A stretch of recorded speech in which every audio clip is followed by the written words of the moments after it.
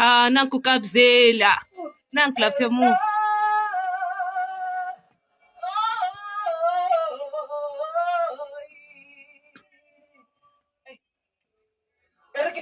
Microphone.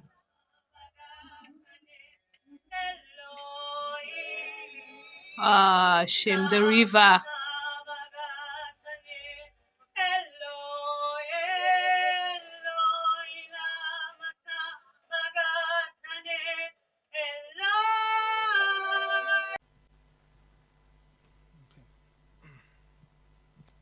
I greet you all in the wonderful name of Jesus Christ.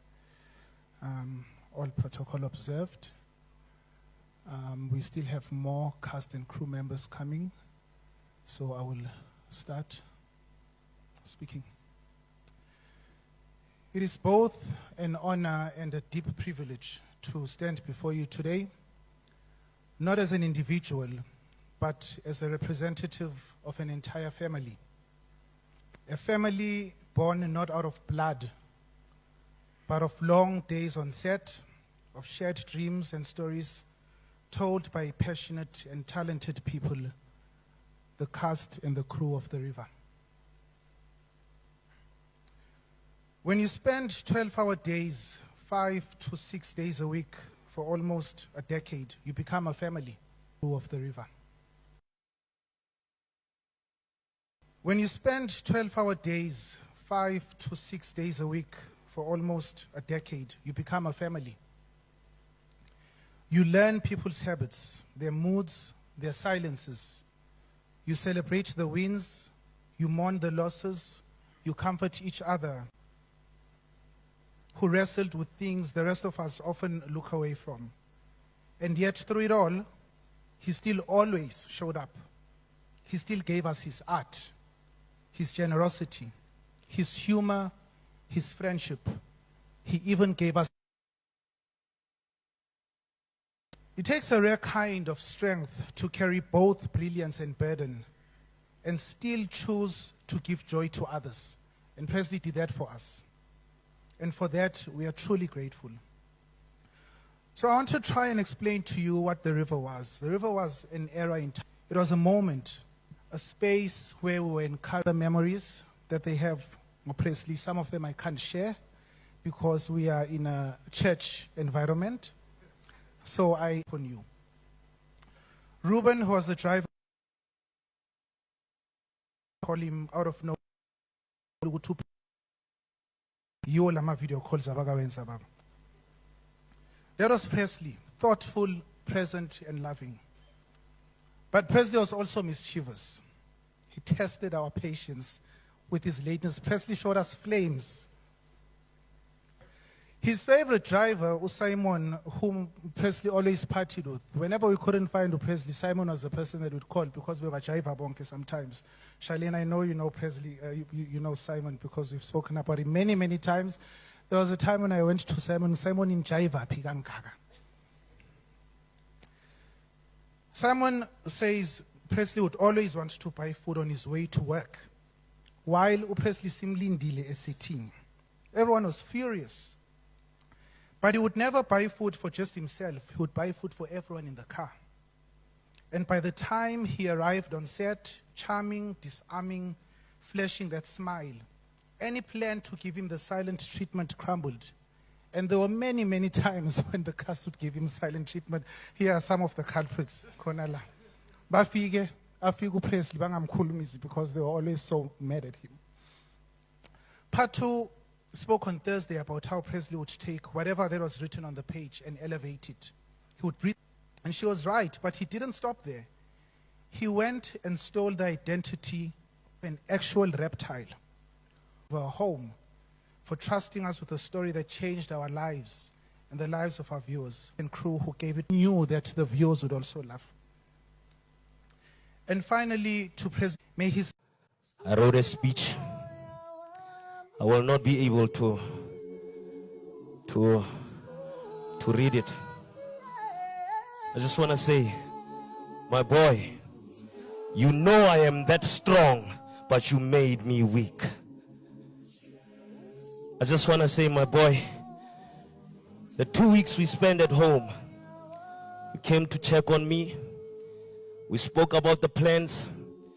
You told me about the role that you were writing for me.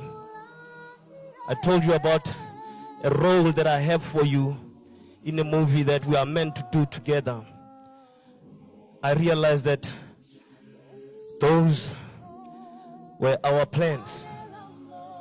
Right now, we have to readjust, redo everything, because now we're dealing with God's plan.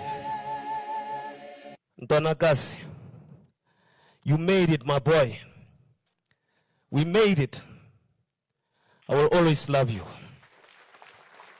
Family, ngibingelela baka Chweneyagae, ngibingelela umama wethu Mekyagile, ngibingelela uKhoshi Mtshegare ale teng le rena today, ke dumedise ntate moruti wa rena le bomme ba kereke ba Saparo, ngibingelele the MEC of Finance here in Gauteng, Tate Lebogang Maile, the acting premier of Northwest, who is also the MEC of Treasury, Mekinetswe Mosenoge, Ganye, no deputy minister wethu okhona, Peace Mabe. Kakhulu nakhona ngibingelele our extension to the MMC of Waste and Environment and Agriculture, Fighter Obakeng Ramabodu in the city of Tshwane. Comrades, fellow South Africans, distinguished guests, and to the beloved family, along with the Commander-in-Chief in his absentia, President Julius Selomalem. We are gathered here today to pay tribute to a son of the soil, an activist in the creative industry and a cultural giant whose work gave shape, dignity, and visibility to the lived experiences of Black South Africans. We do not gather merely to mourn his passing, but to lift up and affirm the power of his life, the integrity of his craft, and the courage with which he carried the burdens of our people through film, theater, and TV. Presley, born in 1984 in Mafeking, was not born into wealth, nor did he enjoy the privileges that many white actors inherit through generation of advantage. He emerged from the dusty townships of the Northwest, where dreams often fade because they are spoken aloud. Yet he held onto his passion and transformed it into purpose. His breakthrough came through the film of Tsotsi, which won an Oscar, a story that spoke directly to the brutality and the beauty of township life. His portrayal earned him numerous awards as an actor. In it, he played a character that is torn between violence and redemption. And through that role, he announced himself not just as an actor, but as a voice of our generation. He went on to star numerous television series and portrayed the ever-wonderful Cobra. And it became a part of our everyday conversations in working-class households across the country. He was awarded and recognized both at home and abroad, but beyond the accolades, Presley was committed to the community. He took part in theater productions that spoke of Black pain, Black joy, and Black resistance. He co-wrote, which reaffirms that he was not just an actor, but a nice all-rounder. But let us not fool ourselves here. In South Africa, artists are only truly celebrated when they are dead. The Department of Arts and Culture will rush to issue statements, attend funerals, and pledge assistance. But where were they when artists like Presley were alive and building their craft? The truth is very clear that the state has allowed too many artists to die poor. They die forgotten and unsupported, while the money that is meant for nurturing talent is looted by politically connected and those who are talentless individuals. This is not just incompetence. That is what corruption is. Presley should have been wealthy enough to bury himself throughout with no problems. His talent was worth more than any other tender project. Instead, like many other artists who get abandoned by institutions that are meant to protect and elevate him. Today, as we remember Presley, we must speak honestly about the environment in which many artists like him have had to survive. The arts and creative industry in South Africa is in crisis. Our actors, musicians, writers, and performers are extremely exploited, underpaid, and denied the security and the recognition that they deserve. There is no sustainable institutional support that is meant for struggling artists to access meaningful opportunities. Instead of creating a vibrant, well-funded arts sector rooted in African identity and public participation, the state has chosen to neglect and sideline the creative industry. Under this so-called government of national unity, there has been no shift to that effect. The GNU continues the same program of abandoning our artists, of the poor and of the working class. The EFF, I'm here to say to you, rejects the idea that unity without justice is progress. Foreign awards such as the Oscars are used as a measure of success. Tina like higher, we ignore the value of our own talent unless it is validated by things such as the Oscars. The South African Film and Television Awards remain narrow in representation and too often reproduce elite narratives that do not reflect the working class reality. This must change. We need to radically transform the ownership and support the structures in this country of artists. The state must fund community theaters. It must fund township film schools. It must fund public television content that tells the story of ordinary black people. Municipalities must be compelled to provide public infrastructure for the arts, and there must be a ring-fenced funding to support young creatives in our schools, in our colleges, and in our universities. We must not wait for the Oscars to tell us that our stories matter. We must build our own platforms. We must fund our own festivals. We must honor our legends while they are still alive, not just through legacy projects that come only after they have lived with us. We must ask ourselves, how many more Presleys will never be known to us because there is no space or budget for their talent to be nurtured? How many stories have died because the storyteller could not afford transport for an audition or food while they are on set? These are the questions for the art that are not for the arts alone. They are questions of justice and democracy. Presley never abandoned his people. Despite his fame, he remained rooted. He continued to take part in township performances. He gave talks to young actors. It is in this spirit we must now carry forward. He was always wearing a beret. He was sending us a signal.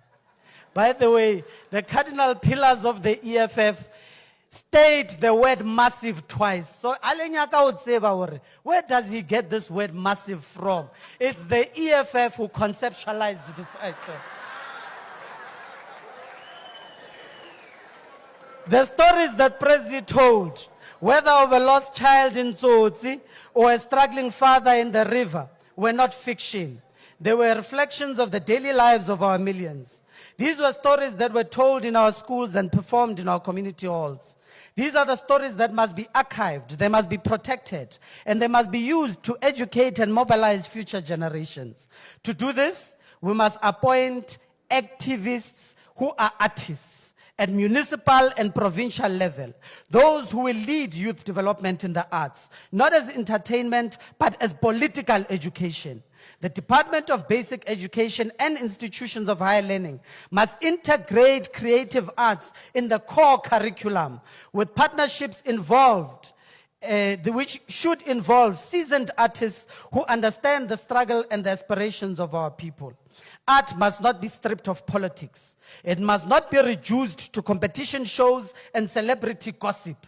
It must be about life, it must be about memory, it must be about the truth. It must be about naming the pain of poverty, the violence of racism, the theft of our land, and the hope of the revolution. That is the kind of art that Presley gave to us. We also speak here of loyalty to the cause, because Presley never left his community, nor pretended to be something else when fame arrived. He did not betray his roots for money. He did not forget where he came from. That kind of loyalty is rare, and it must be taught in every child who dreams of the stage or the screen. And yes, while some political leaders are using the arts to launder their names and build reputations like Bo Gayton, Miss Mabe, take your place. We now want to pose, because these are people who want to pose as men of the people. We say this clearly. Do not use the suffering of artists for your personal political rebranding. We know opportunism when we see it. As the EFF in Gauteng, we recommit ourselves to fighting for the rights of artists, to building cultural infrastructure, and to ensure that no artist dies in poverty while their work is celebrated on TV. During COVID, when other parties disappeared, it's the EFF who stood with artists. We donated, we assisted, we raised the alarm. We did not ask who voted for us before we offered that particular help, because loyalty is not just popularity, but to the people. That is the difference. And we just want to say to the Presley family, to his friends and to his comrades, your son will never be forgotten. His life was definitely not in vain. He left behind a body of work that will outlive all of us. He was not a perfect man. None of us are here. But he was sincere, he was principled, and he was extremely passionate. He walked with his people, laughed with them, cried with them, and told their stories with dignity. And to Presley himself as he lays here, Kobrizi, go well, son of the soil. Re re ko wena, robalo ka kagiso. Sizobonana kwelizayo. Your name will be spoken for the next generations to come. Your face will live in our memories. Your work will continue to teach, to challenge, and to heal. Long live the undying spirit of Presley. Long live. Thank you. Dumelang bagolo, Bora Chweneyagae, Bora Kek, Kgosi ya rona, le matona a rona a puso, badiri ka rona, le ditsala. Bagolo,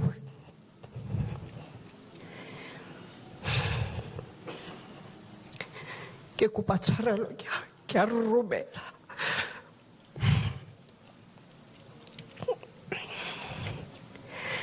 Re Oageng Presley Mosha Chweneyagae, o belegwe ka di 19 Diphalane 1984.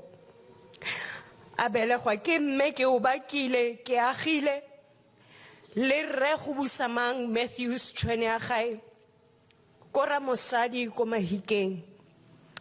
E le ngwana wa bobedi mo baneng ba le bane. O simolotse dithuto tsa gagwe ko Kreste Modisa Early Learning Center, aya DP Khotleng Primary School, le ko EP Lekela Primary School. A tsweletsa ka go ya Redibone Middle School, morago aya Letsatsing Science School. A tsweletsa ka go ya dithuto tsa Marematlou kwa Princess Park High School ko Pretoria. Morago a tsweletsa dithuto tsa gagwe tse dikgolwane kwa TUT, Tshwane University of Technology. O tsene mo nyalong e boitshepo le Meshalane Christina Kirk ka ngwaga wa 2017 Phukwi ka letsatsi la di 28. O tlogela batsadi ka bobedi, mohumagadi wa gagwe, mogolowe motshedisi, bomorarragwe ba le babedi, re baone le gaole bale. Bana ba gagwe ba basimane ba le bararo e bong Siabulela Somfula, Preston Lesego Chweneyagae le Ashton Resego Chweneyagae. Robala ka kagiso, robala ka kagiso kgaitsedi yaka ke a leboga bago